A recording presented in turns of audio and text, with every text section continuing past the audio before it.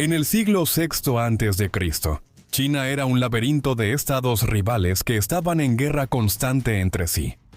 Curiosamente, fue en medio de esta violencia caótica donde surgió el confucianismo, un sistema filosófico cuasi religioso que enfatizaba la armonía y el equilibrio. Pero Confucio tampoco era un santo.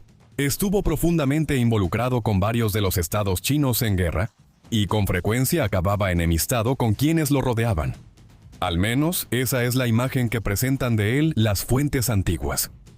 ¿Quién fue Confucio y cómo fue que el caos de la China del siglo VI a.C. moldeó su sistema filosófico? Esta es la historia de Confucio, el hombre más influyente en la historia de China.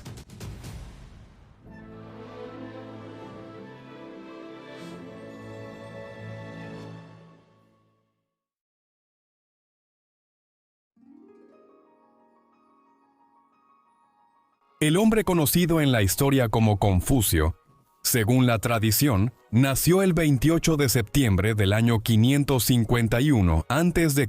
en el pueblo de Zhou, cerca de la ciudad de Chufu, que en ese entonces era la capital del estado de Lu, en el este de China. Su nombre de nacimiento era Kongqiu, aunque la mayoría de los chinos lo conocen como Kongzi o Maestro Kong.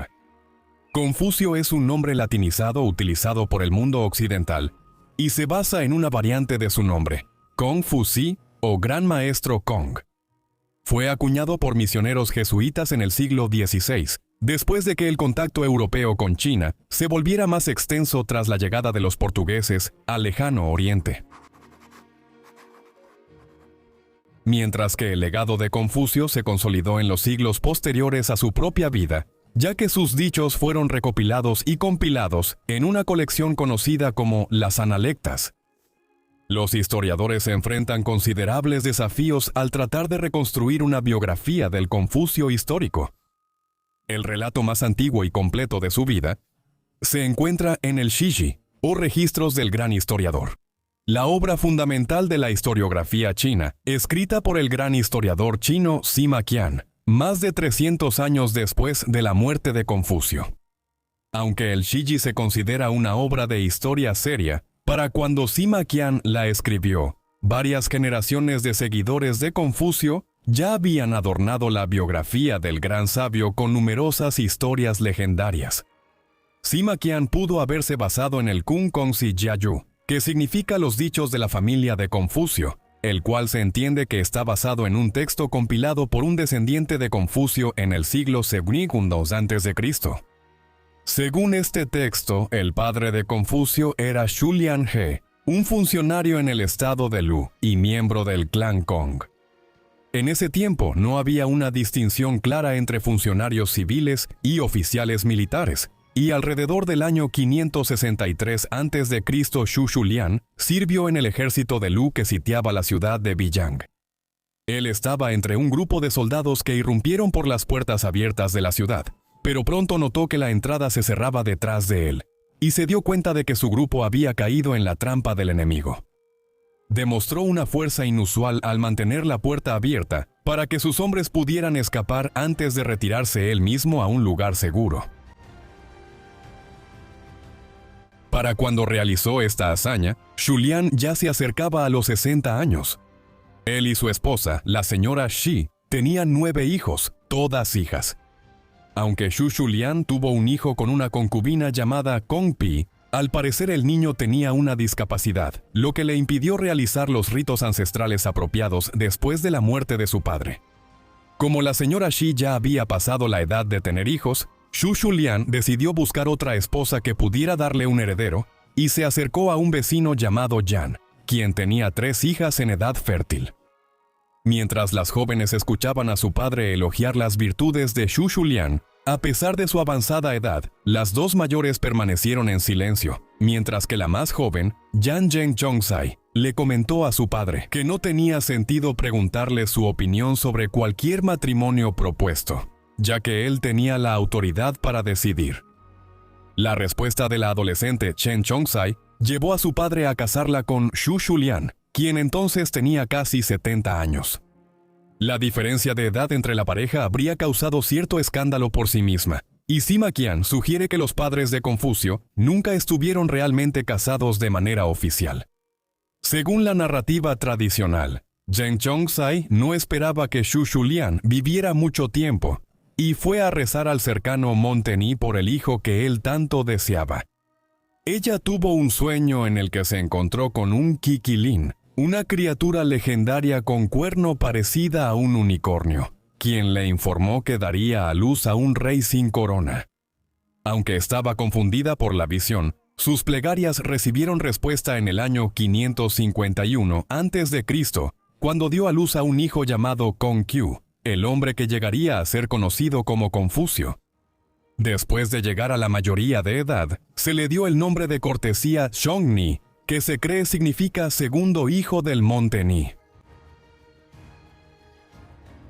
A mediados del siglo VI a.C., cuando supuestamente nació Confucio, China ya era una civilización relativamente madura con una población de hasta 50 millones de personas. El país era anteriormente un reino gobernado por los reyes de Zhou desde la ciudad de Luoyang, en la actual provincia de Henan. La dinastía Zhou se estableció en el siglo XI a.C., después de derrocar a la dinastía Shang, el poder dominante en el Valle del Río Amarillo. Para legitimar su gobierno, los reyes Zhou desarrollaron el concepto del mandato del cielo, mediante el cual se decía que los gobernantes virtuosos mostraban el favor divino. El nuevo régimen argumentó que los Shang habían perdido el mandato del cielo, debido al comportamiento del notoriamente corrupto Dixin, el último rey Shang, y que en consecuencia, la toma de poder por parte de los Zhou fue respaldada por el cielo. La dinastía recién establecida mantuvo un sistema feudal y nombró a miembros de la familia y a partidarios prominentes como duques para ayudarles a gobernar el reino. Como parte de este proceso, el ducado de Song fue entregado a un príncipe Shang que se sometió al nuevo orden. El fundador de Zhou, el rey Wu, esperaba apaciguar los espíritus de los reyes Shang, permitiéndole continuar realizando los ritos ancestrales de Shang. La familia Kong afirmaba rastrear su linaje hasta los duques de Song, y a través de ellos, hasta los reyes Shang. Con el paso de los siglos, los ducados comenzaron a actuar de manera independiente de sus señores Zhou, y se convirtieron en importantes centros de poder político independiente. Con la autoridad real Zhou ya en declive, su capital, Fengao, cerca de lo que hoy es Xi'an, fue ocupada por las tribus Chengchen en el año 771 a.C. Los miembros sobrevivientes de la realeza se trasladaron a Luoyang, marcando el inicio de la dinastía Zhou Oriental. Los primeros 3 siglos de la dinastía Zhou Oriental también se conocen como el período de primaveras y otoños, llamado así por los anales de primavera y otoño. La crónica oficial del estado de Lu, que abarca el período de 722 a 481 a.C., una obra tradicionalmente atribuida a Confucio. Mientras que los reyes de la dinastía Zhou Oriental tenían una autoridad simbólica, su control político se limitaba al área alrededor de Luoyang. Esta fue una época de conflicto constante entre estos estados feudales en guerra. Como el pensador más influyente en la historia de China, Confucio ha sido citado en docenas de clásicos chinos que datan desde el siglo IV a.C. en adelante. Durante gran parte de la historia china, los analectas han sido considerados como la fuente más auténtica de sus enseñanzas. Conocidos en chino como Lunyu o dichos seleccionados, contienen alrededor de 500 dichos atribuidos a Confucio, cada uno de los cuales comienza con la frase, "El maestro dice". Estos están organizados en 20 rollos o capítulos. Se creía en la antigüedad que estos dichos fueron compilados por los estudiantes de Confucio después de su muerte. Sin embargo, para el siglo XVII, las inconsistencias y la naturaleza desorganizada del texto llevaron a los eruditos a formular lo que se llama la teoría acumulativa, la cual sostiene que, aunque algunos de los dichos pueden rastrearse hasta el propio Confucio, el texto en realidad fue compilado por los primeros confucianistas a lo largo de varias generaciones, siendo los capítulos más antiguos considerados los más auténticos.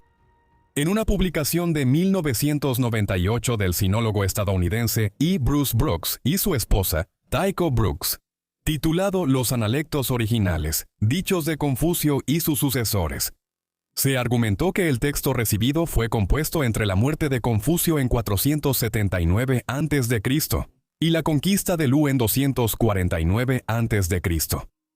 Según su teoría, solo el capítulo 4 puede atribuirse al propio Confucio, mientras que los capítulos 5 al 20 se añadieron con el tiempo. Consideran que los capítulos 1 al 3 son material introductorio misceláneo, insertado en varias etapas. Un tercer grupo de estudiosos es aún más escéptico respecto a la visión tradicional, y enfatizan las diferencias entre Confucio, tal como se presenta en las Analectas, y su aparición en la obra de Meng Mencio o Shun Shunzi, sus seguidores más influyentes, quienes vivieron en los siglos IV y III a.C. respectivamente. Ellos argumentan que los analectos, tal como los conocemos hoy, fueron compilados en un solo momento durante la dinastía Han Occidental, y son una amalgama de varias tradiciones confucianas tempranas. Ya en el siglo III a.C., el principal erudito legalista, Han Fei Feizi, observó que la escuela confuciana se había dividido en 8 facciones, cada una de las cuales afirmaba enseñar al Confucio auténtico. En última instancia, es casi imposible saber algo con certeza sobre el Confucio histórico a partir de los textos antiguos que han sobrevivido.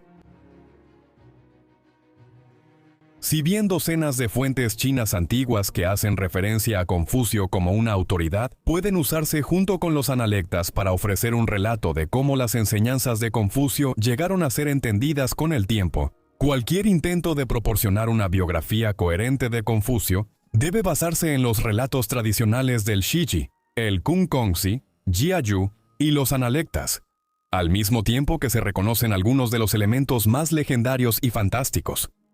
Este es el enfoque que se ha tomado en numerosas biografías modernas de Confucio. Aunque Confucio afirmaba tener una herencia noble, su rama familiar había sido reducida al estatus de plebeyo y había adoptado el apellido Kong. Su bisabuelo, Kong Fan Fangshu, dejó el estado de Song para buscar fortuna en el estado vecino de Lu, donde él y sus descendientes sirvieron como funcionarios con un rango noble menor. Aunque Confucio había nacido en un clan respetable, sus perspectivas parecían sombrías tras la muerte de su padre, cuando él tenía solo 3 años. Mientras que Shulian fue enterrado en un lugar llamado Fangshan, Confucio desconocía su ubicación.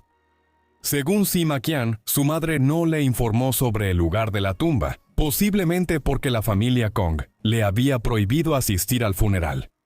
Por lo tanto, el niño no pudo realizar los ritos ancestrales para honrar a su padre.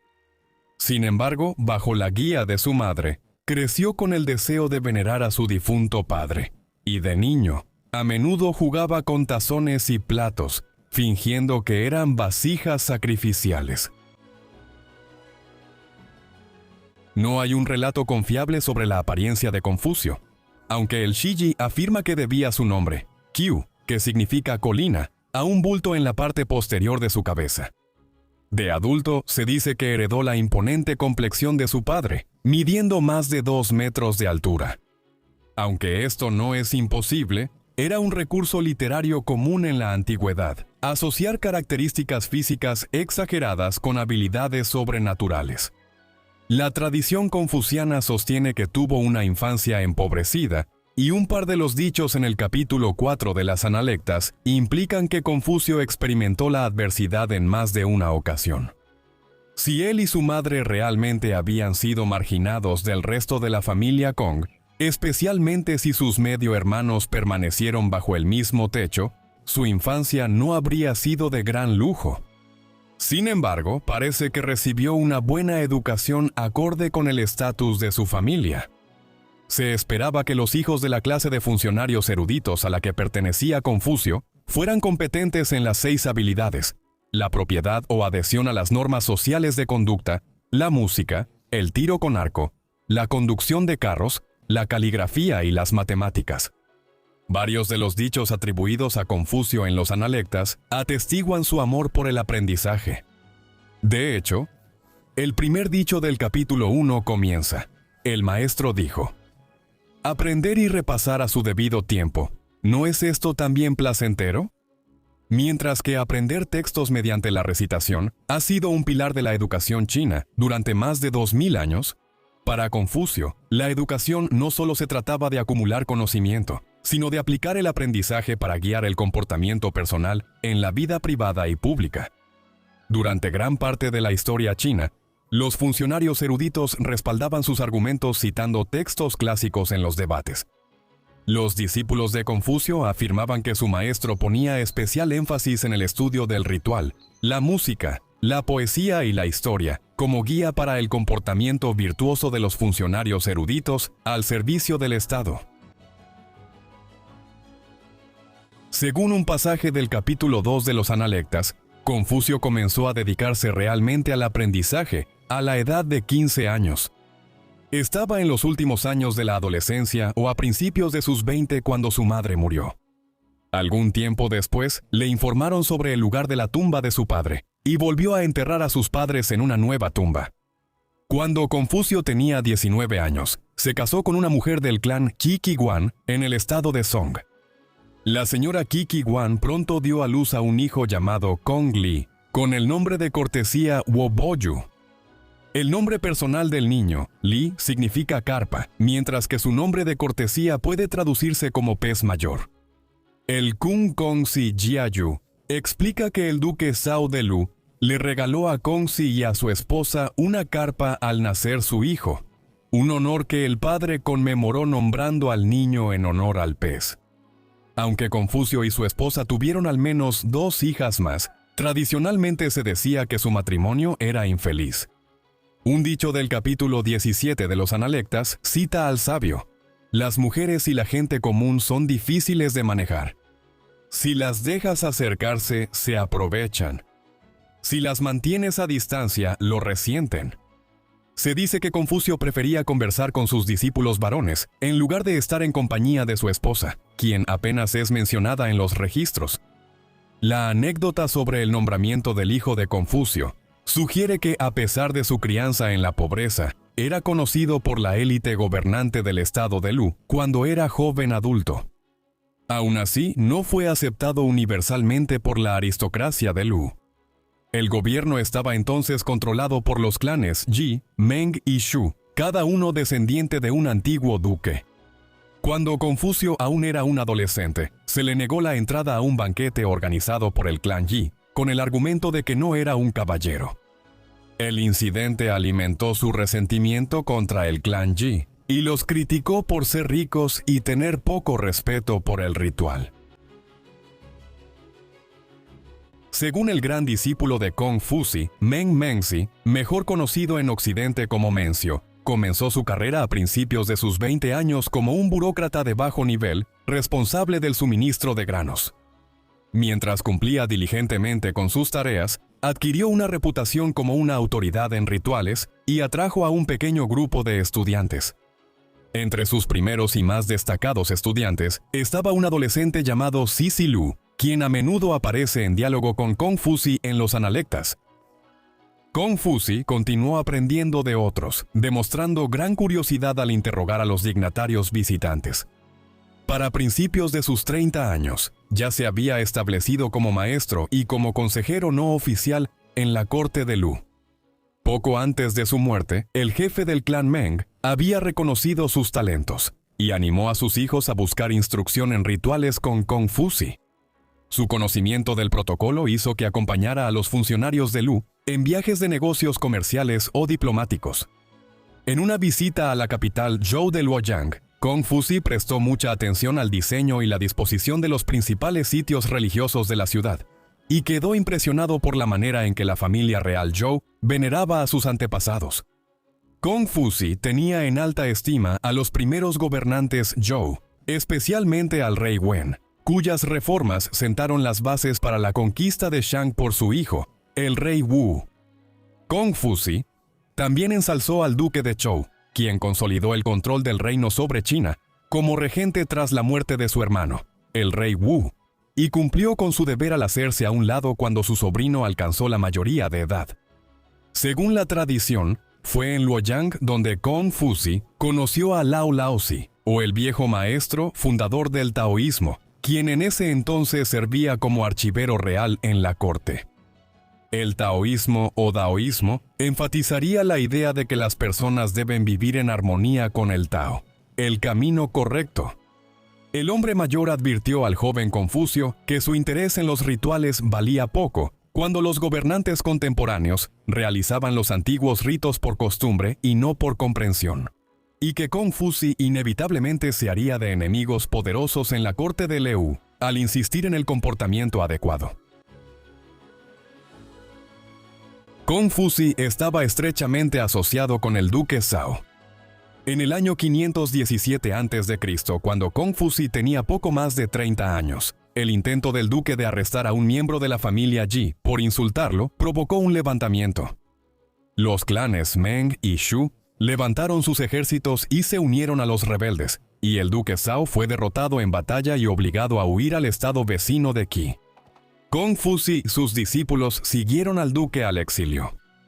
Una anécdota famosa del Libro de los Ritos, un texto central del confucianismo, describe cómo el grupo de Confucio pasaba por el monte Tai cuando se encontraron con una mujer que lloraba sin cesar junto a una tumba. La mujer explicó que estaba de luto por su hijo, quien fue asesinado por un tigre que ya había cobrado la vida de su esposo y su suegro. Cuando Confucio le preguntó si había considerado vivir en algún lugar sin tigres, ella respondió que aquí no hay tiranía. El asombrado erudito se volvió hacia sus alumnos y comentó: «Recuerden esto, hijos míos. La tiranía es más feroz que un tigre». Al llegar a la corte de Qi, Confucio quedó impresionado por sus rituales y música, pero fue crítico respecto a las habilidades de sus ministros. Fue recibido por los eruditos locales y buscó un cargo ante el duque Jing de Qi. Aunque el duque respetaba a Confucio y acudía a él en busca de consejos políticos, los ministros de Qi lo veían como un advenedizo que quería quitarle sus puestos. Cuando el duque consideró desheredar a su hijo mayor, Confucio comentó: «Que el señor sea un señor, el ministro un ministro, el padre un padre, y el hijo un hijo». Confucio así aconsejaba al duque que no cambiara arbitrariamente las leyes de sucesión, mientras insinuaba que sus ministros estaban excediendo sus responsabilidades. El duque Jin quedó lo suficientemente impresionado por Confucio como para ofrecerle un puesto administrativo menor, aunque esto fue rechazado por su ministro principal, Yan Jing, quien argumentó que el énfasis del recién llegado en los rituales elaborados no dejaría tiempo para los asuntos de gobierno. Tras esta intervención, el duque Jin retiró su favor a Confucio, quien decidió regresar a Lu. De regreso en su país natal, Confucio fue especialmente crítico con la conducta del clan Ji. El capítulo 3 de los Analectas cita la condena de Confucio a la extravagancia de las ceremonias, que no solo señalaba pretensiones de privilegios reales reservados para el rey de Zhou, sino que insinuaba el mal uso de los fondos estatales. En el capítulo 4 de los Analectas, él dice: «Todos desean riqueza y honor, pero si no pueden obtenerlos de acuerdo con sus principios, no permanecerán en ellos. Todos detestan la pobreza y la baja posición social, pero si no pueden evitarlas de acuerdo con sus principios, no las evitarán». El pasaje es parte de un grupo de dichos que enfatizan la importancia del Ren, la virtud cardinal confuciana que no tiene una definición única, pero que se asocia con la benevolencia, la confiabilidad, la compasión y la empatía. En el período que siguió, Confucio parece haber enfocado sus energías en su enseñanza. Varios de los diálogos en los Analectas muestran a Confucio reprendiendo a sus estudiantes por no comprender su enseñanza. Aunque Confucio afirmaba estar transmitiendo sabiduría tradicional, en lugar de desarrollar ideas radicalmente nuevas, sus propias opiniones evolucionaron con el tiempo, un factor que pudo haber contribuido a que sus seguidores se dividieran en varias facciones en las décadas posteriores a su muerte. Entre los estudiantes de la escuela de Confucio estaba su hijo Wo Boyu, quien para ese entonces era un joven de poco más de 20 años. No era un estudiante particularmente destacado y solo aparece una vez en los Analectas. Algunos de los nuevos estudiantes de Confucio sospechaban que su maestro reservaba conocimientos especiales para sus discípulos favoritos. Chen Chenggang se acercó a Wo Boyu y le preguntó si había recibido alguna enseñanza especial de su padre. Wo Boyu respondió que no, pero señaló que su padre le había aconsejado prestar especial atención al libro de las canciones y al libro de los ritos. Junto con el libro de la historia, el libro de los cambios y los anales de primavera y otoño, estos textos formaban parte de los 5 clásicos confucianos que más tarde se convirtieron en textos fundamentales en los exámenes del servicio civil chino. Según Sima Qian, Confucio pasó su tiempo en el ostracismo político editando el libro de las canciones, el libro de la historia, el libro de los ritos y el libro perdido de la música. El primer dicho del capítulo 7 de los Analectas muestra a Confucio declarando: «Yo transmito y no invento, confiando y amando las antiguas costumbres». Confucio no afirmaba tener ninguna originalidad, sino que creía que su papel era transmitir la sabiduría antigua que estaba siendo descuidada por sus contemporáneos en una época de desorden político. Su biografía tradicional sugiere que logró poco progreso hacia este objetivo durante su vida, y los estudiosos modernos creen que incluso sus logros modestos en el cargo fueron exagerados por generaciones posteriores. La centralidad del pensamiento confuciano en la cultura china posterior se debe en gran medida a los discípulos de Confucio. Sima Qian menciona a más de 70 individuos en su lista de los discípulos de primera generación de Confucio. De estos, el más famoso fue Yang Hui, un posible pariente materno que se unió a su escuela cuando era joven a finales del siglo VI a.C. Confucio dijo de él: «Puedo hablar todo el día con Yang Hui, y él nunca está en desacuerdo conmigo, como si fuera un tonto. Pero después de que regresa a casa, basta con observar su conducta para darse cuenta de que no es tonto». Tras la muerte del duque Zhao alrededor del año 510 a.C., la aristocracia en Lu pasó por alto al hijo mayor del duque Zhao, y en su lugar elevó al hermano menor del difunto duque para que se convirtiera en el duque Ding. El nuevo duque era, en efecto, un títere de la aristocracia, aunque para finales del siglo VI a.C., el poder del clan Yi fue usurpado por sus principales vasallos, Yang Hu y Gongsan Banyu, también conocido como Gunshan Gongsan Fura. Este último se había rebelado y había tomado la ciudad de Fei del clan Yi. Confucio consideró seriamente una oferta para servir a Gun Gongsan, pero su discípulo Zhu Zilu lo disuadió, señalando que estaría abandonando sus principios al apoyar a un rebelde. En el año 501 a.C., los dos funcionarios fueron derrotados y obligados al exilio, mientras el duque Ding reafirmó su autoridad y asumió el control del gobierno. Con el gobernante legítimo de nuevo al mando, Confucio aceptó un nombramiento como magistrado principal del remoto pueblo de Shongdu. En su nueva capacidad administrativa, Confucio continuó enfatizando el libro de las canciones y el libro de los ritos, los cuales no solo establecían reglas para el comportamiento adecuado, sino que también daban consejos prácticos sobre la gestión agrícola y económica. Bajo la administración de Confucio, estos códigos de buenas prácticas se convirtieron en ley. Mientras que los estudiosos posteriores consideran que los relatos sobre el éxito de Confucio en el cargo son intentos de generaciones posteriores de confucianos para promover su ideología. Al presentarlo como un hombre que obtuvo aceptación oficial en vida, la tradición confuciana sostiene que su administración fue tan exitosa que sus políticas fueron imitadas en pueblos de todo el estado de Lu. Las hazañas de Confucio llamaron la atención del duque Ding, quien pronto lo nombró viceministro de obras. Entre los varios intercambios entre Confucio y el duque Ding citados en los Analectas, el duque le pregunta al sabio si existe algún dicho o principio que pueda garantizar la prosperidad en un estado.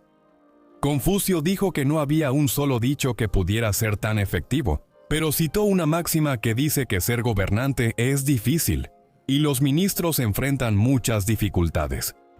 El duque entonces preguntó si había un solo dicho que pudiera provocar la caída de un estado. Confucio respondió de nuevo que se necesitaría más que una sola frase para causar un daño irreparable al Estado, pero que lo más cercano sería que un gobernante pensara: lo único bueno de estar a cargo es que nadie se me opone. Sima Qian describe a Confucio desempeñando un papel clave en una conferencia diplomática entre los gobernantes de Lu y Qi en el año 500 a.C. Los países habían estado en guerra constantemente, y el duque Jing de Qi invitó a su homólogo de Lu, el duque Ding, a negociar en Jiagu, en territorio de Qi. Confucio acompañó al duque Ding como jefe de la delegación ministerial de Lu. Dada su rivalidad histórica y el hecho de que Qi daba refugio a fugitivos políticos de Lu, incluidos los funcionarios rebeldes Yang Hu y Gongsan, Ban Yu, Confucio sospechaba que el duque Jing buscaba aprovecharse de Lu, y le había aconsejado a su señor que tuviera a 2 altos funcionarios militares presentes, citando un antiguo precedente. Cuando los 2 duques se reunieron, el duque Jing autorizó a algunos de sus súbditos a realizar una danza de guerra. Confucio intervino y comentó que una danza bárbara con armas rompía el protocolo, y afirmó que eso demostraba que Qi no actuaba de buena fe. El duque de Qi quedó escarmentado, y durante las negociaciones posteriores, aceptó ceder varias ciudades en disputa que Qi había tomado de Lu por la fuerza. El éxito de Confucio al resolver la disputa a favor de Lu sin derramamiento de sangre aumentó su influencia en la corte, y al cabo de unos años, fue nombrado ministro de Justicia. Sima Qian afirma que a los 3 meses de asumir el cargo, Confucio había eliminado la corrupción entre los comerciantes del mercado. Las calles eran seguras y los visitantes de cerca y de lejos podían realizar sus negocios sin ningún impedimento. Sima Qian también le atribuye a Confucio una importante reforma para fortalecer la autoridad del duque Ding. Durante siglos, la aristocracia de Lu había podido desafiar el poder ducal manteniendo ejércitos privados y asegurándose dentro de sus ciudades amuralladas. Por lo tanto, Confucio propuso derribar estas fortificaciones y desarmar los ejércitos privados, dejando al duque en una clara ventaja como gobernante de la única ciudad fortificada. El duque Ding aprobó las sugerencias de Confucio, y Confucio logró que su discípulo Zhu Zilu fuera nombrado administrador del clan Yi para implementar la política. Mientras que el clan Shu cumplió rápidamente, algunos de los vasallos del clan Yi ofrecieron resistencia armada y marcharon hacia la capital de Chufu. Las tropas del duque salieron victoriosas y procedieron a derribar las murallas de la capital del clan Yi. Pero las fuerzas de Lu tuvieron menos éxito al sitiar al líder del clan Meng, quien se refugió tras las murallas de su ciudad y resistió varios asaltos, incluso después de que el duque Ding asumiera el mando personal. La política de Confucio de centralizar el poder también causó gran ansiedad en el estado de Qi. Con el duque controlando a los hombres y recursos de los 3 clanes, Qi sería vulnerable a una invasión de Lu, mientras que el duque Jing estaba preparado para retirarse a fronteras más defendibles y ceder más territorio a Lu. Uno de los funcionarios de Qi sugirió un plan para socavar las políticas de Confucio.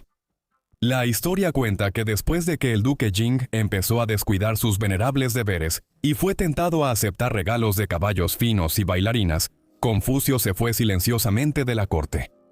Cuando un mensajero del clan Yi lo alcanzó y le pidió que regresara, él reprendió a la élite de Lu por divertirse con bailarinas y continuó su viaje.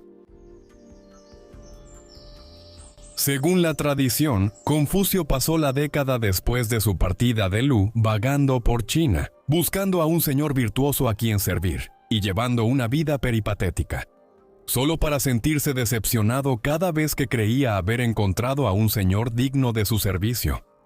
Sima Qian afirma que Confucio viajó a otros 8 estados feudales en busca de un cargo antes de regresar a casa. El itinerario complicado de sus andanzas en los escritos de Sima Qian posiblemente fue un intento de hacer que el mensaje de Confucio pareciera más universalmente chino, considerando sus fuertes lazos con el estado de Lu en el este de China. La primera parada en el itinerario tradicional de Confucio fue el estado de Wei al oeste, donde el cuñado de Che Silu ocupaba un cargo. Confucio había criticado anteriormente la moral de la corte de Wei, pero fue recibido por el duque Ling de Wei, quien lo nombró consejero y le otorgó el mismo salario que recibía en Lu. Confucio fue blanco de críticos que lo denunciaron ante el duque Ling, y aunque mantuvo el favor del duque, decidió abandonar la corte de Wei después de 10 meses.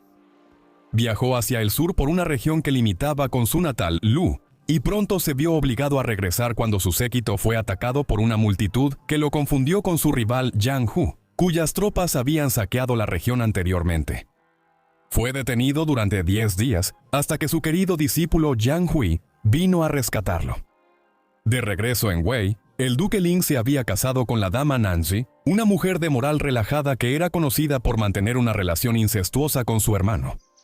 Confucio estaba horrorizado por los acontecimientos en la corte de Wei, pero se vio obligado a visitar a la duquesa después de recibir un mensaje de ella, recordándole que era su deber responder a su llamado. Aunque Zhu Silu estaba escandalizado por la decisión de su maestro, Confucio argumentó que el deber prevalecía sobre sus objeciones morales en este caso. En ese mismo año 494 a.C., el duque Ding de Lu murió y fue sucedido por su hijo, el duque Ai. Mientras que el nuevo duque esperaba restaurar a Confucio en su cargo, otros ministros se quejaron de que Confucio había avergonzado a la corte en tiempos anteriores con lo que ellos consideraban su moralización excesiva. Ellos temían que los humillara de nuevo si se le daba la oportunidad. Como compromiso, la corte de Lu ofreció el puesto a uno de los discípulos de Confucio, y el maestro, a regañadientes, envió a su alumno Ran Qiu con instrucciones de hacer gestiones para su propio regreso al cargo. Sima Qian continúa describiendo una serie de episodios en los que Confucio y sus eruditos itinerantes se encontraron con dificultades. Por ejemplo, mientras se dirigía al estado de Cheng, Confucio perdió el rumbo y estuvo separado de sus seguidores por un tiempo. Finalmente, se dirigió hacia el sur al estado de Chen, donde permanecería durante 3 años. Fue recibido por el duque Min, quien quiso poner a prueba su conocimiento presentándole un halcón muerto, que había sido abatido por una flecha de piedra. Esta arma era inusual en el corazón de China, pero Confucio explicó que las flechas de piedra eran utilizadas por los Su Shun, un pueblo tribal que vivía en lo que hoy es Manchuria. Confucio señaló que los Su Shun presentaban flechas como tributo al rey Wu de Zhou. Algunas de estas flechas formaron parte de la dote de la hija mayor del rey, cuyo esposo fue el duque fundador de Chen. El duque Min revisó su arsenal y descubrió más flechas de piedra del mismo tipo. Confucio pasó 3 años en Chen, pero como el estado estaba en guerra con 3 de sus vecinos, decidió irse. Finalmente regresó a Wei, que estaba en medio de una lucha por la sucesión tras la muerte del duque Ling en 493 a.C. El hijo mayor del difunto duque, el príncipe Kuai Kui, había sido exiliado por conspirar contra su madrastra, y la sucesión pasó al hijo de esta última, quien sucedió a su abuelo, el duque Chu. Al enterarse de la sucesión de su hijo, Kuai Kui regresó a Wei y buscó reclamar el trono ducal para sí mismo. Kui pidió ayuda a Confucio, pero el sabio permaneció neutral. Mientras que el discípulo de Confucio, Zhu Silu, entró al servicio del duque Chu, el maestro mismo abandonó sus ambiciones políticas y regresó a sus estudios. Confucio continuó recibiendo visitantes que le pedían consejo, pero no le preocupaba tener un patrón poderoso.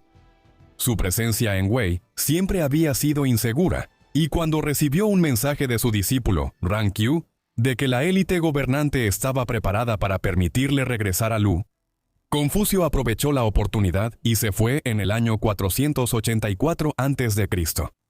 Aunque fue ampliamente venerado por sus compatriotas al regresar a casa, Confucio tenía casi 70 años y estaba profundamente decepcionado por la oportunidad perdida durante su largo exilio. Aunque le alegraba que su discípulo Ran Qiu controlara el gobierno, le decepcionaba que a menudo ignorara sus consejos. Según la tradición, la principal preocupación de Confucio durante este último periodo de su vida fue la compilación de los anales de primavera y otoño, una historia oficial de su tierra natal que supuestamente él pretendía que fuera una guía para los señores y sus ministros. Aunque el estilo es relativamente seco, Confucio, si en verdad fue el autor, lo cual es muy debatible, sí ofreció en algunos lugares sus opiniones sobre las acciones de generaciones pasadas. Además de la historia que estaba escribiendo, Confucio también dedicó este periodo a editar el I Ching, o Libro de los Cambios, un antiguo texto de adivinación, que involucraba 64 hexagramas que los adivinos de la corte debían interpretar. Aunque desde entonces ha perdido su importancia política, el I Ching ha atraído la atención en el mundo occidental como un clásico de la sabiduría china antigua. La tradición sostiene que el duque Ai acudía ocasionalmente a Confucio en busca de consejo durante los últimos años del sabio. Por ejemplo, en el año 481 a.C., se convocó a Confucio para ayudar a identificar un animal extraño que había sido capturado. Él lo reconoció como el Qilin, la misma criatura con cuerno que se le había aparecido a su madre poco antes de su nacimiento. Así como el Qilin anunció el nacimiento de un gran sabio, también predijo la muerte de uno, y Confucio lloró al pensar en su inminente fallecimiento. Confucio pronto cayó gravemente enfermo, pero se recuperó. Mientras tanto, se convirtió en abuelo después de que su nuera diera a luz a un hijo llamado Kunchi, cuyo nombre de cortesía era Sisi, quien con el tiempo continuaría la línea familiar y se convertiría en un filósofo respetado en la tradición de su abuelo. Al cabo de un año, el padre del niño, Boyu, murió a los 50 años de edad aproximadamente. Confucio presidió un funeral modesto para su hijo. El gran sabio sufriría otra pérdida al enterarse del fallecimiento de Sisilú, quien había sido herido de muerte mientras protegía al duque Chu de un golpe de estado exitoso por parte del padre de este último, quien asumió el poder como duque Zhuang el segundo. Confucio había estado recientemente en desacuerdo con la conducta de Sisilú como ministro en Wei, pero aún así se entristeció al recibir la noticia de su muerte.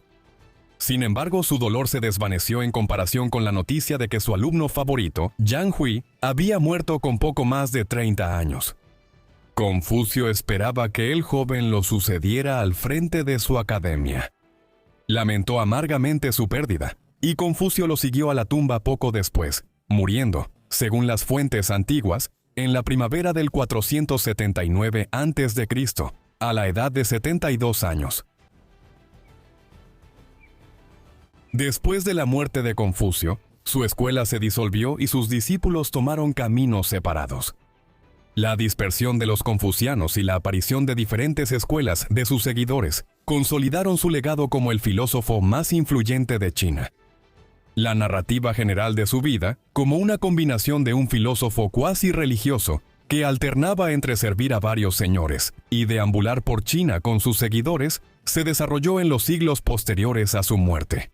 Sin embargo, es difícil decir cuán precisos son estos detalles biográficos, lo que ha llevado a un extenso debate entre los estudiosos del confucianismo. El crecimiento de su legado fue facilitado por los desarrollos políticos en los siglos posteriores a su muerte. La dinastía Zhou del Este decayó aún más durante el período de los reinos combatientes, ya que duques ambiciosos comenzaron a desafiar a la corte de Wuyang autodenominándose reyes. De entre los 7 principales estados combatientes que surgieron a finales del siglo V a.C., el estado de Qin en el oeste terminaría conquistando a todos sus rivales y completaría la unificación de China en el año 221 a.C. Mientras que las políticas del emperador Qin Shi Huang eran un anatema para los confucianos, China permaneció unida bajo la dinastía Han, cuyos emperadores afirmaban guiarse por los valores confucianos, en contraste con Qin Shi Huang. El confucianismo se trasladó al centro del gobierno chino en los siglos siguientes, especialmente después de que se ampliara el sistema de exámenes del servicio civil imperial. El sistema de exámenes, que estuvo fuertemente influenciado por los ideales confucianos, se expandió durante la dinastía Song entre los siglos X y XIII a.C. La posición de China como la principal potencia de Asia Oriental también permitió la difusión del confucianismo a Corea y Japón. Fue solo a principios del siglo XX cuando se abolieron los exámenes del servicio civil y sus elementos confucianos. A pesar de las campañas anticonfucianas durante la Revolución Cultural China, la influencia de Confucio en China y más allá se mantuvo fuerte. ¿Qué opinas de Confucio? ¿Fue un erudito y funcionario frustrado que buscaba mejorar los estándares de la administración gubernamental en una época de mal gobierno? ¿O fue un reaccionario que quería crear una utopía irrealista? Por favor, háznoslo saber en la sección de comentarios y, mientras tanto, muchas gracias por vernos.